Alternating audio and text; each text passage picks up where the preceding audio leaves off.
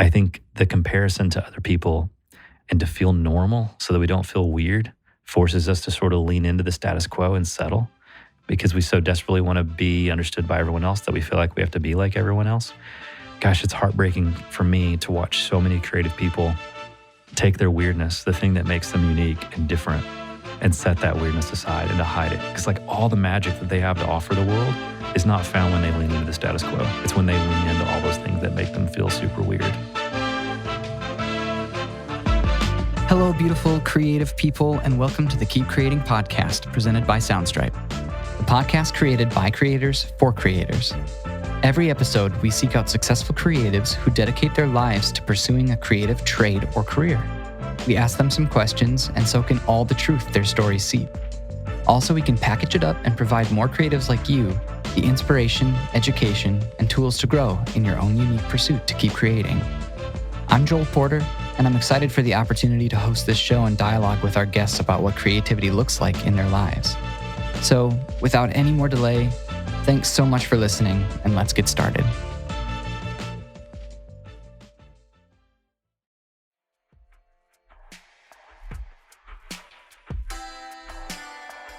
At one point in Lewis Carroll's story, Alice in Wonderland, the Queen of Hearts lifts a finger and proclaims, "Why, sometimes I've believed as many as 6 impossible things before breakfast." When we're young, it's easy to believe the impossible, to imagine, to make believe. As we grow and experience the good and bad of the world, it's possible for us to lose the call to the unknown and wild and new. Unless we keep cultivating and exploring and pushing ourselves to take the steps into madness, it's possible for us to lose our sense of wonder.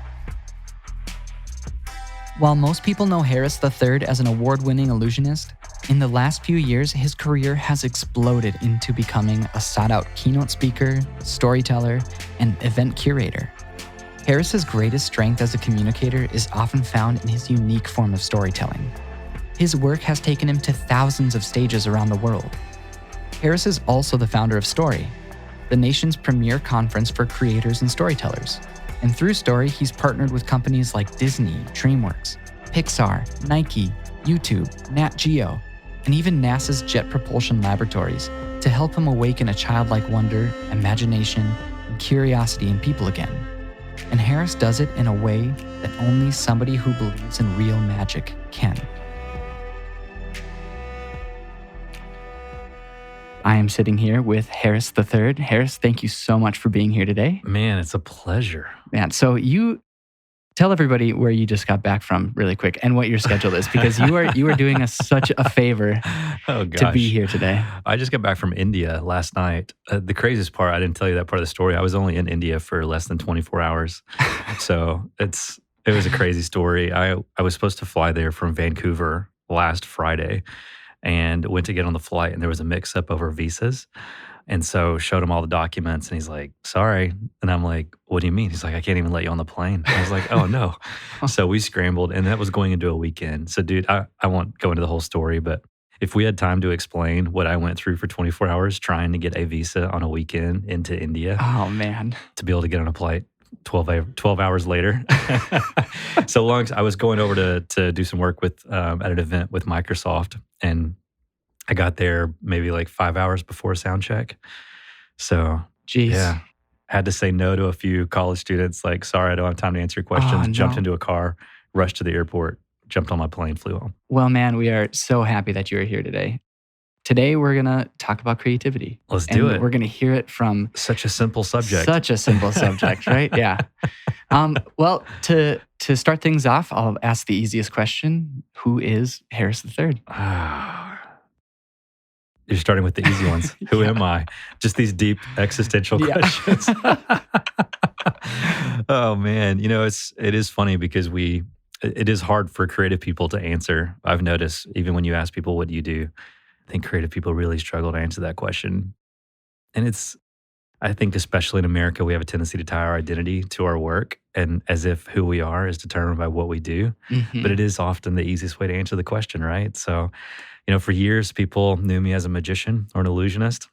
I think now ultimately who I am is, at least from my work, as a storyteller. And I think that the reason I like that is because I also feel comfortable with that as a human being. I've noticed that everything from how I spend time with my wife to how I'm raising my kids to any of the many hours that I'm pouring into my work, it all comes back to storytelling. It is work around how do we leverage the power of story and narrative to solve big problems. And so at home, that is trying to establish a narrative that my kids will believe. And so they will start telling that story to themselves because they believe will be true, which will shape their behavior and the choices they make. And they grow up to be wise human beings. Hmm. To our work, as whether that's me on stage telling stories to people in an audience in the context of a talk or a conference or a magic show, to helping inspire other storytellers or consulting with other companies on how to leverage that same power of story to solve the problems and challenges they're facing. Yeah. So that's the heart of my work, who I am. Ultimately, I'm a 35-year-old entrepreneur, father, husband who's just out there in the grind, trying to change Out the there world. and- yeah, absolutely. So you said that your creative journey began in magic. Yeah. How did you make that transition from practicing magic as a craft to like transitioning straight to storytelling and making that like an integral part of everything that you do? It was a long process. I realize now looking back at my childhood, part of the reason I latched on to magic was it was a medium in which I could tell stories through, that I was a storyteller surrounded by storytellers that I had grown up around. So it's always been there. It's always been there, but I just didn't know that's what it was. But I was a typical farm kid in Southeast Tennessee. The town I grew up in had a couple hundred people. It was tiny. It's not even on a map. And like I talked to people who live like an hour away from my hometown, and they're like, "Well, what town are you from?" And I was like, "You've never heard of it." And they're like, "Oh, I live like an hour." And then they're like, "Yeah, I've never heard of it." Like it's that tiny. But you grew up on a farm. You don't have any money. Your parents had minimum wage jobs, so basically my childhood was getting bullied and picked on for sucking at everything that was cool at school, which was not the arts. It was, well, I guess being in band was cool somewhat in my town. If you weren't an athlete, which was the coolest thing to be, it was slightly cooler to be good at music. And I just sucked at everything. And so I remember getting this magic kit for Christmas from my grandmother when I was 9. And when I did my first trick from my mom and dad, which I wasn't incredibly fascinated by, you're reading the instructions and you're like, this isn't creative. This is just like a little trick. This is dumb. And so whatever, I'm bored. I do it for my mom and dad. And they're like, whoa, how'd you do that? And that felt pretty powerful, right? Because when someone else looks at you with awe and wonder in response to something that you're doing, I'd never experienced that before. And so that's when I latched onto it. I just didn't realize it was a medium to tell stories through at that time. I was like, oh, this just feels cool and makes me feel powerful. Not because I can convince people that I have some sort of supernatural powers. I know they know it's just a trick, but it's cool to do something that they're in awe of. So, I mean, fast forward, it took 15 years for me to realize like, oh, a magician is really someone who just leads people to tell themselves a story that isn't true. And it's just another medium like film or written word or poetry or ventriloquism or juggling, whatever. It is a performance art, but it is a medium in which we tell stories through. So that's now how I leverage the art of illusion, is to tell stories. Have you explored any of those other mediums? Yeah, of course. Yeah, we've gotten quite a bit into film and TV. Some of that was accidental, when you're an illusionist and you face the problems of scalability. You're like, I can only stand on one stage at one time. It's not like all my musician friends here in Nashville or, not as much as used to, but those checks would continue to come in the mail. Yeah. The whole model's changing, and which is awesome. But yeah, it's you forced to ask like, how do I allow people to experience what I do without having to come watch me on a stage? And so we started filmmaking just around what I do, and then became really fascinated by that process. And so now I have my hands in quite a bit of producing with film and TV stuff that's not even connected to magic in any way whatsoever. And that's been a huge creative journey. Yeah. But you would think it's entirely different because it's a different art form, a different medium. And so the nuances are different. But man, the things that make a story effective or successful, those themes are somewhat universal. So it's amazing how easy it is to cross over from medium to medium as a storyteller, as long as you're in that storytelling producer role. I'm not going to pretend that telling a story through a magic trick on stage requires the same skill set as picking up a video camera and knowing what to do with it.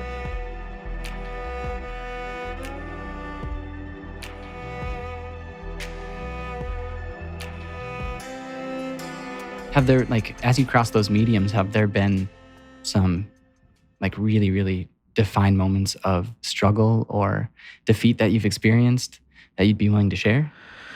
The biggest one that is most obvious and comes to mind, which sounds like I'm cheating when I answer it, but it's believing that those defeating moments and failures will exist and understanding the value of them. This is a great quote. I'm going to murder it. It just hit me out in the middle of nowhere. I think it was Viktor Frankl who said that when you learn to view the redemptive role of your suffering, it ceases to be suffering, is basically the Mm. heart of the idea. Is that Man's Search for Meaning? I don't Is that know. where it came from? I don't know. I think so. I Maybe. recognize that quote. Great Maybe. quote. Yeah. So he basically is saying that like we experience these trials, these hardships, these failures, these moments of defeat. But once we understand the role that that plays in our story, it becomes somewhat redemptive. It redeems that part of our story. And then the feelings you're like, oh man, this sucks. I can't believe I had to go through this. You're kind of able to look back at it and go, oh man, I'm so glad I went through that. Yeah. It obviously sucks in the middle of it, but once you look back, you're like, man, that was really beneficial to my life and career because now there's perspective that I've gained and things that I've learned that I could not have learned any other way had I not gone through that. And so I would say one of the biggest lessons I've learned about failure is the value of failure itself, Hmm. that it's an important part of the process. And I would even argue that if you are trying to guard yourself from failure or you haven't failed in a long time, you're playing a little bit too safe. I like to play in a space where we fail often and fail quickly because it tells me that we're pushing ourselves to innovate, create differently, and think of new things. Absolutely. Do you have any other lessons that you guys live by? It sounds like fail quick and fail often is one. Yeah, I keep story front and center. Okay. Content is driven by creative. When it comes to events and experiences in film, like all of these things, regardless of what medium we're working in, the world seems obsessed with sexy. And it's fine if things also look sexy and they're amazing. And we always want to be professionals and do everything with excellence. But at the end of the day, it always comes back to the story that's driving whatever content that sexy is born out of. So, when it comes to the creative process, that's one of our values is always go back to the story. What are we telling and how is that story making people feel something?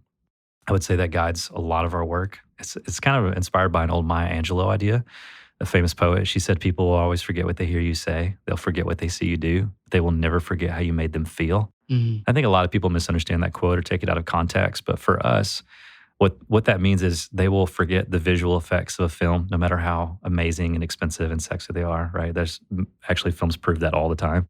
You can spend a gazillion dollars on the most amazing CGI in the world, and it's forgettable unless it makes people feel something. They'll even forget really smart things that speakers say on stage, but they will never forget what they see you do, those visual effects. They'll never forget what they hear you say, those really smart things, if they make them feel something. And Hmm. so for us, it always comes back to, are we connecting on an emotional heart level? Are people feeling something? Otherwise, all these other things that we're doing to communicate things or to say smart things or to show people cool things, all going to be a waste. So we have to connect with people as human beings and create a human experience first. And the focus of that is storytelling. Yeah, I mean, it's the only way to connect with someone is through empathy and storytelling. It's the greatest tool in the world. Is there anything regarding storytelling that you like, the both sides of the coin, like the light and the dark? What do you love about it so much and what Mm. frustrates you about it? Oh, that's a great question. I mean, what I love about it is its power. What I hate about it is its power. It's the same answer to both questions because I remember having this experience, gosh, maybe 10 years ago now. I was speaking to this group of high school students in a public school in Michigan. And I was telling stories, doing magic tricks, and I'd done this straitjacket escape. Had a bunch of students come up, put me in a straitjacket. I got out. At the end of the escape, I would hold the straitjacket up and say, I don't know what your straitjacket is, but I have discovered that we all have straitjackets. And it's a lie, whatever it is, because there's this proverb that's been around forever that from a bunch of different cultures that says basically that truth can free people, that the truth can set you free.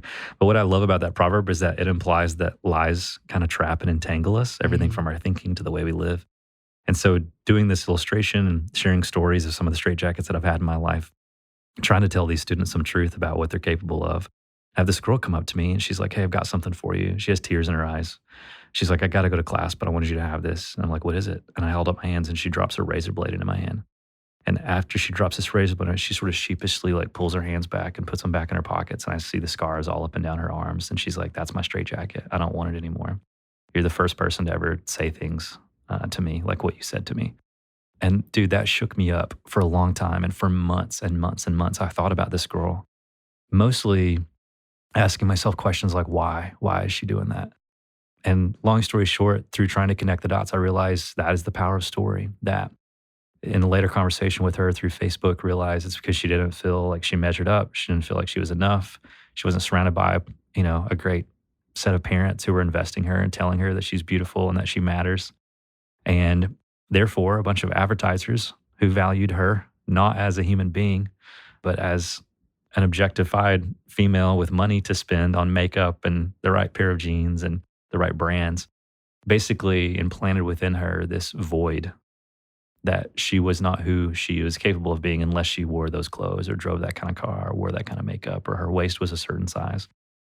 And that's when I think that was sort of the beginning of when I really started to have the epiphany of how powerful storytellers are. Steve Jobs said that the storyteller is the most powerful person in the world. If the most powerful people in the world are the storytellers, what are they doing with that power? Mm-hmm. And with that power comes great responsibility. So what do I hate about the power of storytelling? Or what do I hate about storytelling? That it is so powerful and that people can use it to hijack the human brain and manipulate people into doing things that aren't always healthy for them. Hmm. And what I love about it is while I have a gazillion examples of how storytellers are harming people by leveraging story's power to sell stuff. I mean, gosh, if Scott Harrison were sitting in this room with us who founded Charity Water, I'd be like, how are you getting literally millions of people clean water that no one else was able to get to before you? And he would say, it's because we're great at stories. We're great at telling stories.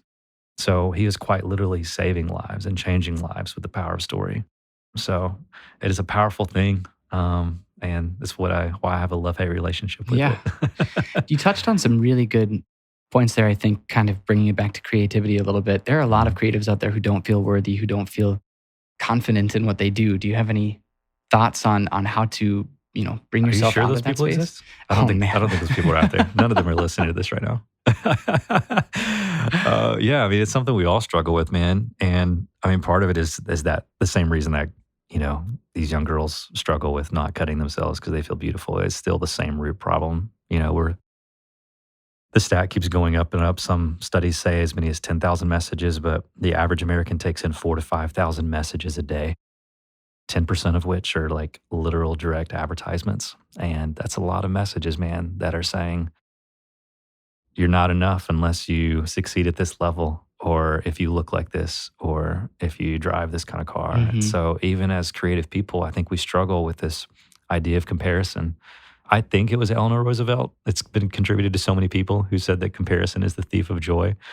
If someone else said that, maybe they can correct us, but I know it gets attributed to her a lot. But man, it really is. And we're in comparison central right now as a culture with social media. And I think a lot of people are beginning to feel it and get fed up with it. We're aware of it. Doesn't feel like we've solved it or figured it out yet. I have a lot of friends that are like, yeah, I hate myself just because I scroll through my Instagram feed and see everyone else's highlight reel, but we still scroll Instagram anyway. So I don't know what the solution is other than we have to turn down the volume of those lies wherever they're coming from. And it's rarely other people that are telling us that we're not enough.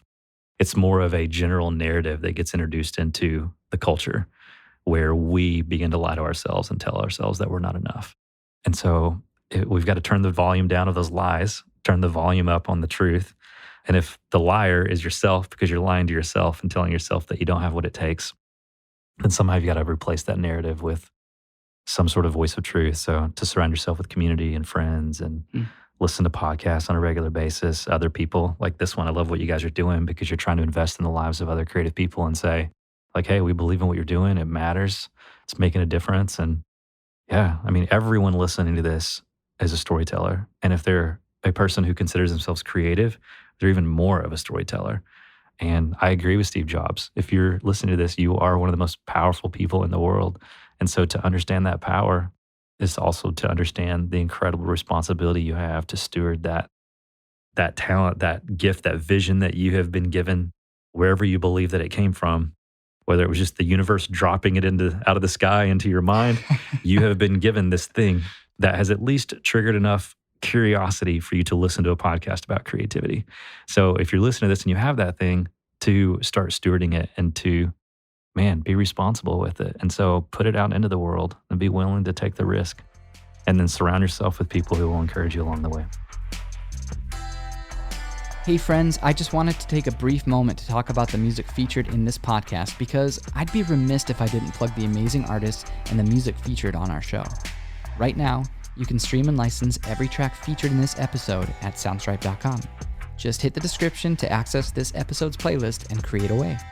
All right, that's all I've got. Back to the episode.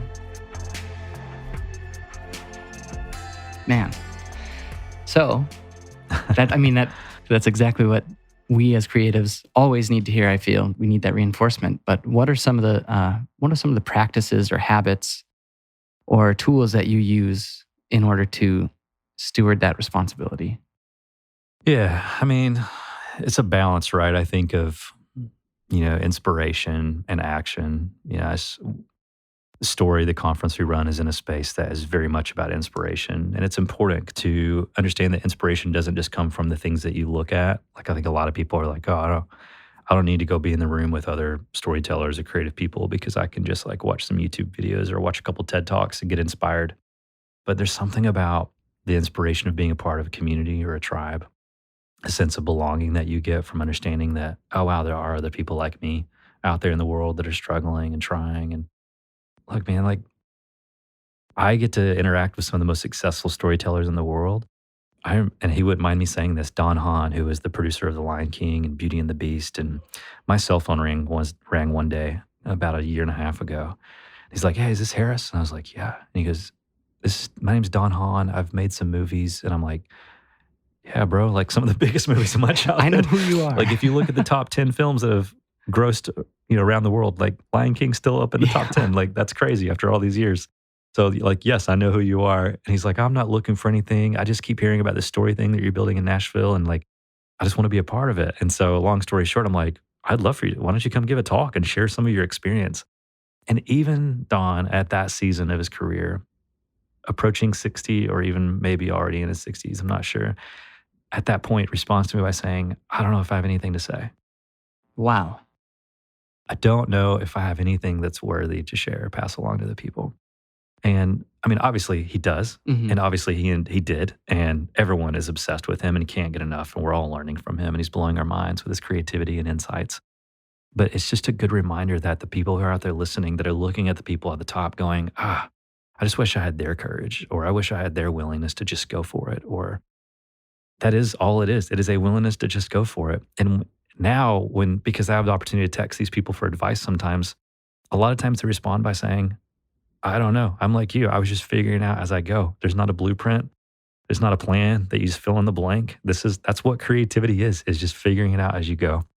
And so if anything, I hope that maybe that just gives you permission to take risks. And I know that's not an easy answer to your question, because I don't think there is an easy answer to the question. It literally comes down to the willingness to take risks and go for it and run that balance between put yourself in a situation where you have a tribe, where you stay inspired, but then the other side is you always are willing to act on that inspiration and do and ship and put it out into the world. Do you think that inspiration and that action is something that comes from manifesting it yourself, or is it something that you need to be opportunistic with? I think it's both and probably, right? I mean, I often think creativity is like a fuel tank in your car. It's like a lot of people running on empty and they're going, why can I not create? It's like you have no fuel as inspiration input, right? Like time to fuel up, invest in yourself. And then like when you have that moment of inspiration, like when I walk out of a Cirque du Soleil show that inspires me or a film that moved me, like, man, that is creative fuel. And I go out and I'm ready to keep creating again. And then when I'm the one that's like constantly driving the creative and pushing and outputting, eventually you get dried up. And that doesn't make me not creative. It's not like, oh man, I'm not creative anymore. No, I'm just running on empty and I need to refuel my creative fuel tank again. And so you have to figure out where your creative fuel tank is. What is that source of fuel for you? Where does it come from? And make sure that that source is constantly filled back up so that you're able to continue and keep creating. I think that is a very, very, very simple idea, but something that a lot of people don't follow in my experience. And that's something different for everybody, right? Extrovert, introvert. Yeah, totally. So self-awareness plays a big role here. Yes. But don't downplay the role of inspiration. But don't feel like if you've been spending every day of your creative life for the last year doing nothing but searching for inspiration, being inspired, and you haven't been doing it, and you're like, I'm staring at a blank page still, and I haven't written any new music. I haven't written page one of my book because I have writer's block. That's not a thing. Like, start creating. Start. Get going. Yeah, just write. You had mentioned earlier that it's really important to surround yourself with people, like-minded people and people who are inspirational. I'm sure some of the people in that tribe would be considered mentors. Do you have any mentors that you can fall back on, or anybody who's like super impacted your life? Yeah. I get asked that from time to time, and I always struggle with this answer because I don't know how this comes across. And maybe that's just my, like, everybody in Nashville is talking about the Enneagram. And so I'm a 3 on the Enneagram. And so, like, I want everyone who's listening to me right now to think I'm super smart. I want them to admire me.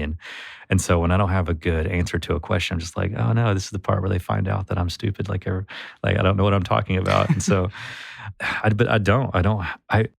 I wish I could sit here and name off 5 names and be like these people, but it's really been like, hundreds of people through their books and their podcasts and their 5 minutes of time to answer a few questions. And I feel like I'm constantly taking all of that and sort of synthesizing it and spending lots of time in thought going, how do I combine the advice of all these people and try to figure out a path forward? So then let me Seth Godin, okay. is he I'm just trying to give you an example so it's not confusing, but like, is he my mentor? No. Has he mentored me from afar through his writing and the way he thinks and me subscribing and reading his blog every single morning? Absolutely.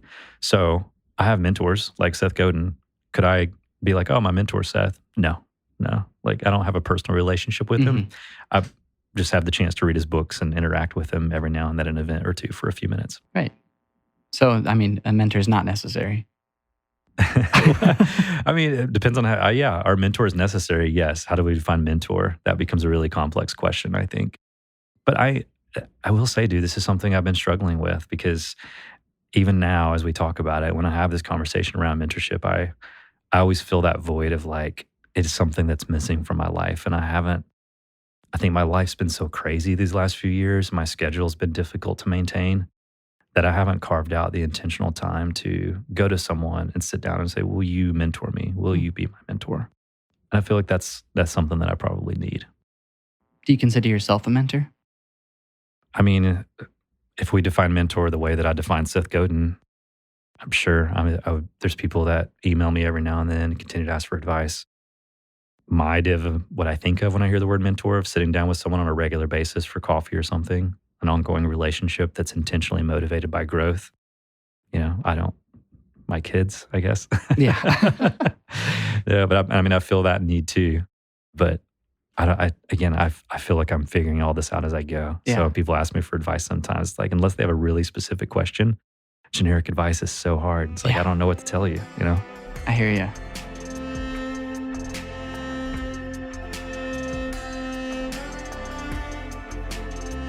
Kind of switching gears here, what do you think are some of the biggest challenges that creatives face today? I'm going to go back to that comparison idea, that sort of imposter syndrome that a lot of people have labeled it as. I think we are surrounded by just a barrage of media, and we expose ourselves to it, and it's not always healthy for us because we start comparing ourselves to everyone else. And there's a million people who have talked about it being a highlight reel. You're comparing your behind the scenes with everyone else's highlight reel. And we're not all entertainers, but we're all putting on, incredible shows through social media. So we have the ability to paint the pictures and control the perceptions of other people so they could see us the way we want them to see us. And it's just not always the reality. And it doesn't mean that person is lying. It's just they're celebrating their highs. And maybe that's what those platforms are for sometimes. But yeah, I think the comparison to other people and our desire to be understood and to feel normal so that we don't feel weird forces us to sort of lean into the status quo and settle, because we so desperately want to be understood by everyone else that we feel like we have to be like everyone else. And so, gosh, it's heartbreaking for me to watch so many creative people take their weirdness, the thing that makes them unique and different, and set that weirdness aside and to hide it. Because like all the magic that they have to offer the world is not found when they lean into the status quo. It's when they lean into all those things that make them feel super weird. And a lot of that is associated with wonder, like they've lost their sense of wonder, and the comparison gave birth to cynicism. So they compare themselves to other people. And instead of going, wow, my sense of childlike wonder gives me permission to embrace my weirdness. That's when they settle. I think that's why in the Alice in Wonderland story, when Alice goes to Wonderland, she comes back and she feels super weird. Like, have I gone crazy? Have I gone mad? In the film version, the recent one that Linda Wolverton wrote, her dad comes in the room and says, yeah, you're entirely bonkers. But I'll tell you a secret, all the best people are, right? So I think, creative people need to hear that a lot more often. Like, hey, are you weird? Yeah, totally. That's exactly why you feel that way. But we don't tell them the secret. All the best people are. And so once they understand that all the best artists and creators and storytellers are super weird, maybe they will embrace that. And I think their willingness to embrace their weirdness has to do with if they still have that sense of wonder awake in them or not. Own your uniqueness. Yeah, yeah. We don't want to put stuff out because it's weird, but that's what the world's waiting for.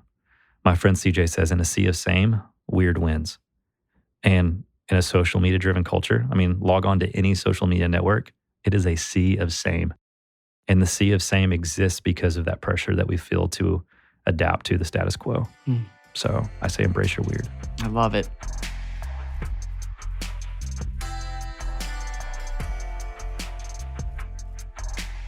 Playing off of that answer, is there a parable or a children's book that you relate to the most or that has impacted your creative journey? Man, I love that Alice in Wonderland story. It's amazing because it's set in this Victorian era, this young girl who was unwilling to settle for the status quo. And it's easy to champion that idea in 2019, but maybe you think about that would have been so socially abnormal in that society. And so she just kind of gave the finger to the status quo and said, it's not who I am. This also sounded really Southern, gave the finger. That's the word I used to get made fun of when I was a kid.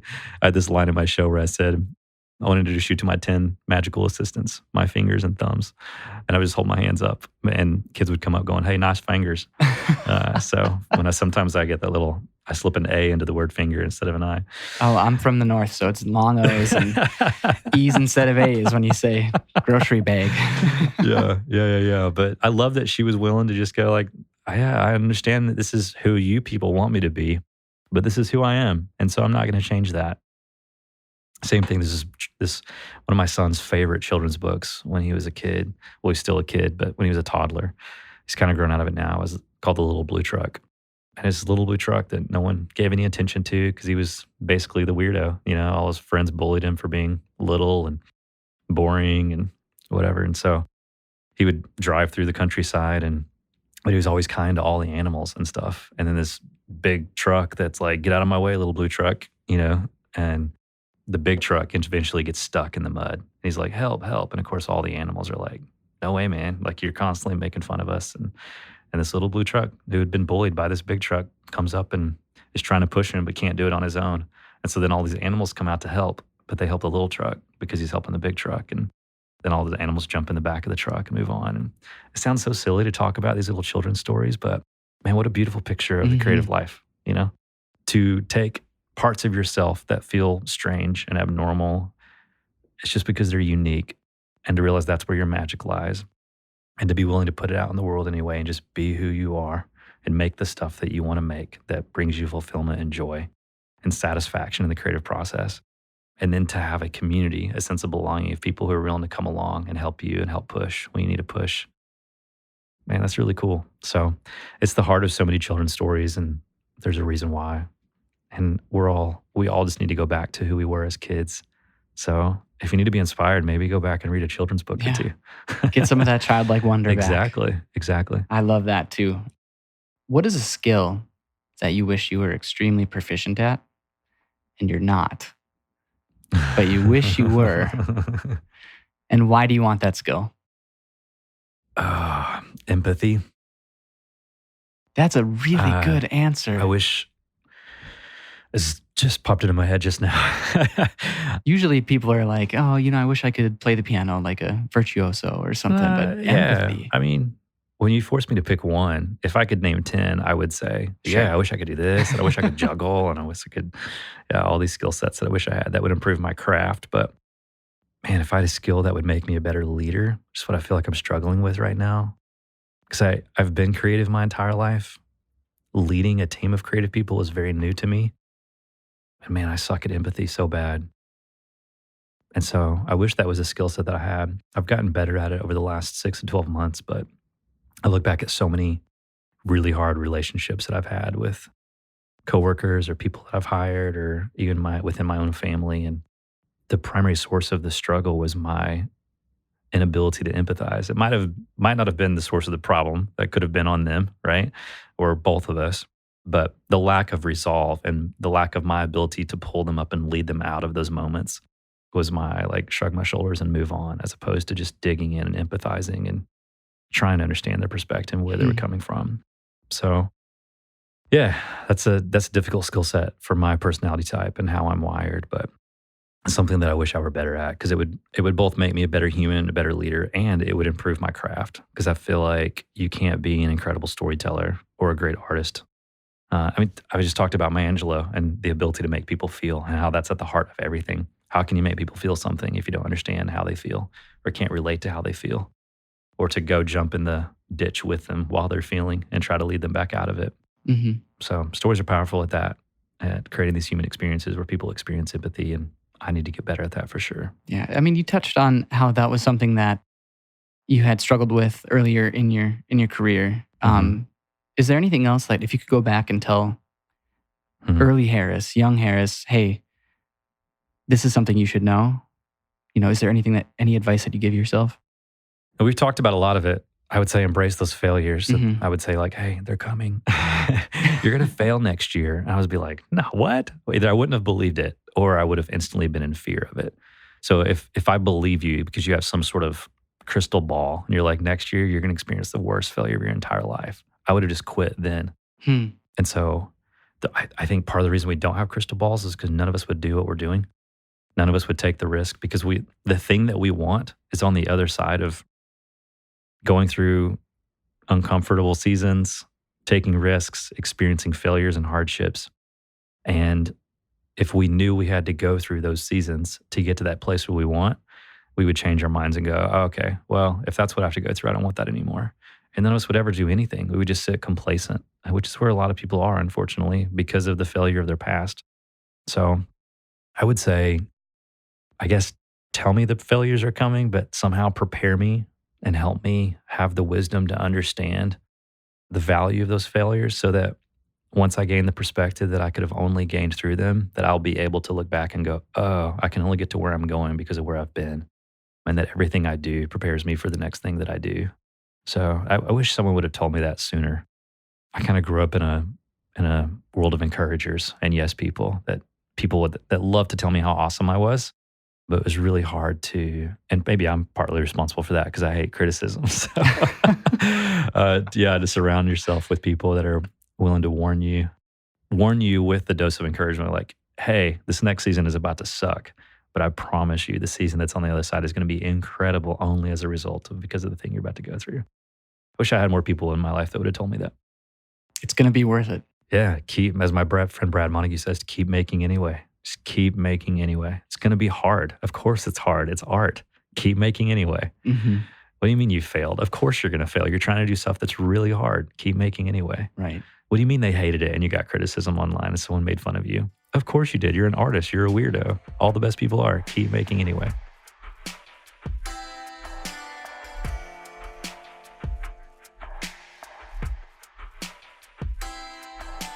Let's talk a little bit about what you've got going on this fall, and an opportunity for creators and storytellers to meet under one roof and be weird together and learn and be inspired. And yeah, man, it's funny. We joke around about it, but it's kind of become that. It's like this big room full of weirdos.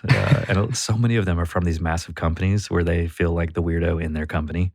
Like, but their scale of weird is like way on the not weird. Exactly. Yeah. So my friend Lewis, who has been at IBM for years, he's like a chief storyteller for IBM's Watson, which is like one of the coolest job titles in the world. And I have a friend his name's Dan, but he works for NASA's JPL, like Jet Propulsion Laboratories. And he's surrounded by all these like literal rocket scientists who are studying physics and atmosphere and the galaxies. And I'm like, what do you do? He's like, I'm an artist.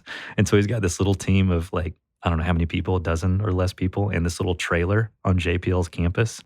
And they are the weirdos on the JPL campus. Oh, everyone else is like all these science nerdy people, and they're like the artists. But when they need to explain how some sort of science works, obviously I can't sit down with a rocket scientist. He's like, oh, well, what we're really doing here is we're taking a rocket. I'm like, don't even try to explain it to me. Hey, Dan, can you build some sort of little art piece or installation or design or poster? And he's like, oh, yeah, I've got you. So he's kind of become this intermediary so that people like you and I can understand what's going on in the brains of those really smart people. And so, yeah, I mean, it's for people like that. And I'm sort of joking around about it, but there's this sense of belonging that you feel at Story that we've heard so many times of people like, oh man, I came here and realized I wasn't the only one. So there's that. There's 2 days of creative inspiration, creative fuel, which again, a lot of people don't think they need until they experience it. So people get disappointed when they expect like a workshop. It's like, oh, I'm coming to get the blueprint. Give me like the magical formula on how to tell stories. And it's like, you'll learn those little tips and tricks. You will certainly take a zillion notes. Your notebook will be full with ideas that you leave with. But some people leave feeling frustrated because now they feel this void of not knowing how to do something. I'm like, but that thing that they don't know how to do, they didn't even have a desire to do until they came to the conference. And so the role that Story plays in your life is this sort of high-level inspiration, surrounding yourself with a tribe, putting yourself in an immersive environment for 2 days, surrounded by people who are thinking in innovative ways. And through that environment and all those talks, we foster connections with other people and new ideas and innovative thinking so that you leave ready and able to do things that you otherwise would have never dreamed of doing. So I think a lot of it is just, it stirs the hearts of creatives and expands their horizons and makes them leave ready and willing to create. I love Even that. if they don't know how or feel equipped with all the tools yet.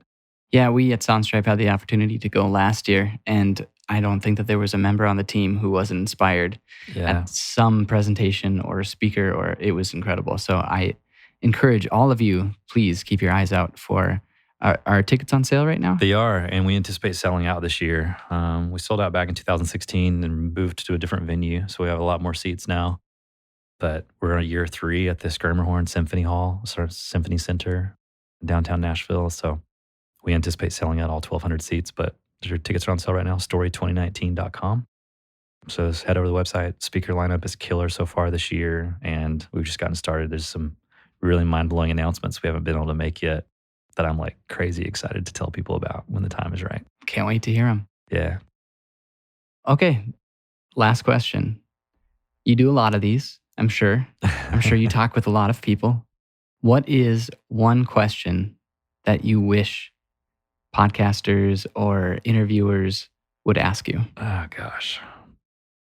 I don't even know how to phrase the question, but most people don't ask questions about the correlation between how magic tricks work and how all of life works. And I don't know what the exact question would be, but I think my whole life I've struggled with this frustration of like, gosh, I know all this stuff, not because I'm intelligent or a smart dude, but because I've done magic tricks for 20 years. And like when you're a little kid, you're just taught how to do the secret move, the sleight of hand. Like you do this little secret move and then they'll think the coin's in your other hand, even though it's not. And halfway through my career, I started asking questions like, but why? Why do they think it's in the other hand? And if they're that easy to fool, what does that say about humanity? And so there's all these like deep questions that I wish I always had time to talk about the correlation between the principles of deception that make magic tricks possible and all that we can learn about how we're wired as human beings and how our brains process information and how our feelings lie to us and the role of wonder in it all and how wonder shapes our imagination and how worry is a misuse of our imagination. Because there's so many people listening to this who, to go back to that conversation we had at the very beginning about how we lie to ourselves, so much of that is just our imagination, something that we think we stop using when we grow up, that we used when we were little kids, but now we're adults. And so like, oh man, I need to go back to using my imagination again like I did when I was a kid. But yet, you look around and people are using their imaginations every single day to worry and fear and create anxiety.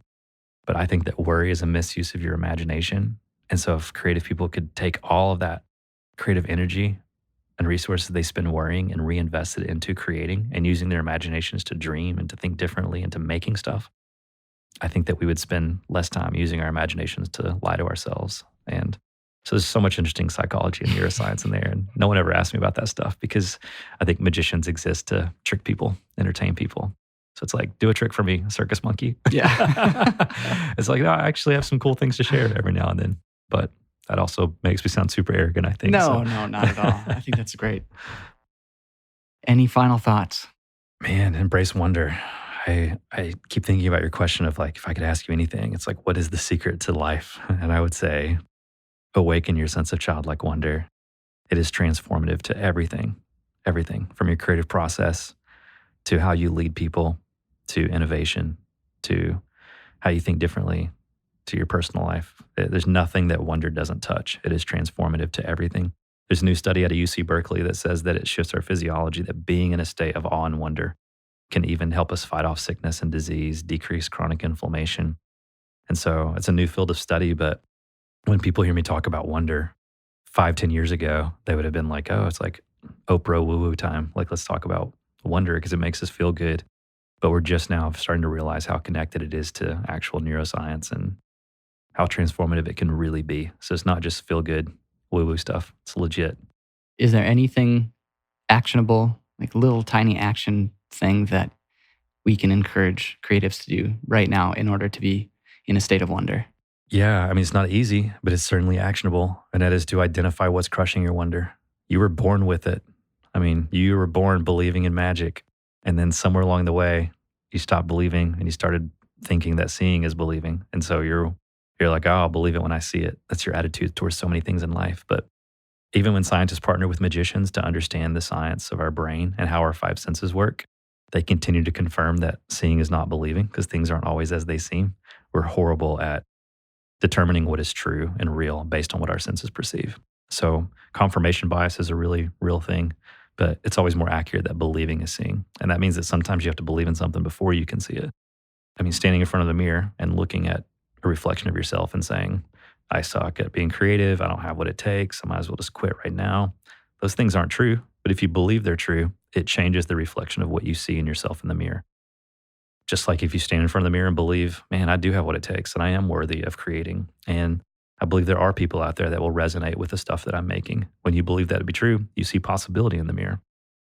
That's not like some new age concept that is like believe it and it'll happen. It is actual neuroscience because we have the studies now. And so I would say that just like a magician can trick you on stage with a magic trick by something that looks real and it's not, there also might be something that you are believing to be true that might not be, even though it seems like it is, because things are not always as they seem. So therefore, figure out what is crushing your wonder because you were born believing in those possibilities. So what has crushed them along the way? Maybe it was a childhood wound from a parent, teacher, coach, bully on the playground. Whatever it was that's crushing your wonder, like stop, cut that off, and then figure out and identify what stirs your sense of wonder. And then expose yourself to those magical things a lot more often so that you can keep that wonder alive because everything in the world around you is attempting to crush it. So if they can crush your wonder, you get in line, you stop asking questions, you stop innovating, you settle for the status quo. But if the matrix is real, that's what the culture needs from you, right? Yeah, we don't like movers and shakers. They disrupt things and mess things up and they create chaos out of order. And then we start asking questions and that's not good for the people that are trying to keep everyone in line. So it's easy to be deceived. Mm-hmm. Well, Harris, thank you so much. It's been an absolute pleasure having you on the show. Everyone, please check out the Story Conference at story2019.com. Yeah, and everyone listening to this is a storyteller, whether they believe it or not. So check it out. I want to thank Harris again for being on the show. And I hope he's left you here today feeling inspired to see the world with a little more childlike wonder. Make sure to subscribe to our show so you don't miss future episodes, and help us build a healthy and collaborative community of creators by sharing this with someone who could use some words of inspiration today. And lastly, I want to thank our team here at Soundstripe for making the show possible. If you don't know who we are, Soundstripe is a subscription-based music licensing company that provides unlimited music to subscribers for all video and creative needs. If you need music for your podcast, your YouTube channel, your vlog, your radio shows, film, anything, go to soundstripe.com to learn more about our amazing library of music and sound effects. We also create and curate a ton of inspirational and educational material that is featured on our blog and in our digital magazine. Both of those can be found on our website. With everything we do, our mission is to keep creatives creating. So once again, thank you for tuning in this week. I hope you join us again next time. And until then, remember, no matter what, keep creating.